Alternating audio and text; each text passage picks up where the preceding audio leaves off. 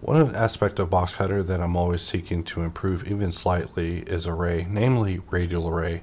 So for this, we'll activate dots via turning on snapping, and we'll go inside our snap panel and we'll turn on static dots. Static dots has the additional behavior of being able to be brought up via control, but you're able to press tab and actually pause the dots and have them remain without having to hold down the control key. And the best part is if you were to say draw a shape while holding Alt, bring it in, press VV and perform a radial array and bring it out the amount that you want, we're able to cut through each of these particular edges, equating out from the center, and we still have our dot remaining.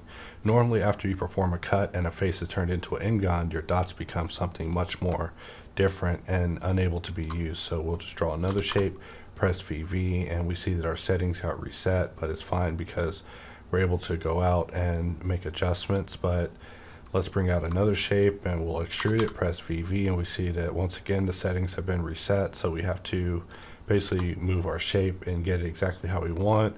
And so we'll bring out another shape, and we've been doing a radial array a couple of times now, and here we are creating another shape, and we had to adjust all of our settings once again. Let's bring out another longer stick. Let's try that again, and we'll press VV, and we see that we're once again reset to 3 with the same distance that we had starting out with the first radial array. So we'll bring out another piece, and as you can imagine, having to adjust your settings every single time that you bring out a radial array is bound to become annoying. So this is something that we sought to improve in the latest version of Boxcutter.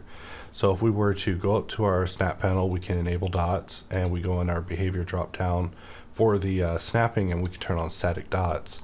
So let's just hold control to have our dots. We'll press tab in order to pause these dots, so I no longer have to hold control.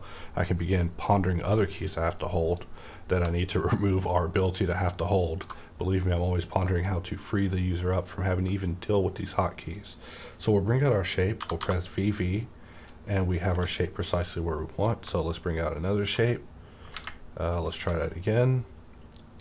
Bring out another shape, press VV, and we see that we're already near the shape, and we don't even have to deal with the count this time. Let's bring out another shape, press VV, and we're already near the location, not even having to think about the count or the distance. We press VV, and we see that we're right by where we started, and we're able to just continue on our merry little way, performing subsequent radial arrays without having to even think about dealing with the count and perfecting the distance preliminary to it, because it's actually playing off of the settings that were used previously. So it's really just a small quality of life improvement, but these sort of things definitely drive me crazy, especially when I do them over and over in practice and preparation of these demonstrations. But just letting you know that radial array now has static settings, allowing them to retain their same previous settings that were used on their last use, allowing you to perform radial arrays just a little bit easier. But we will be continuing to revisit it over the future to get it better and better.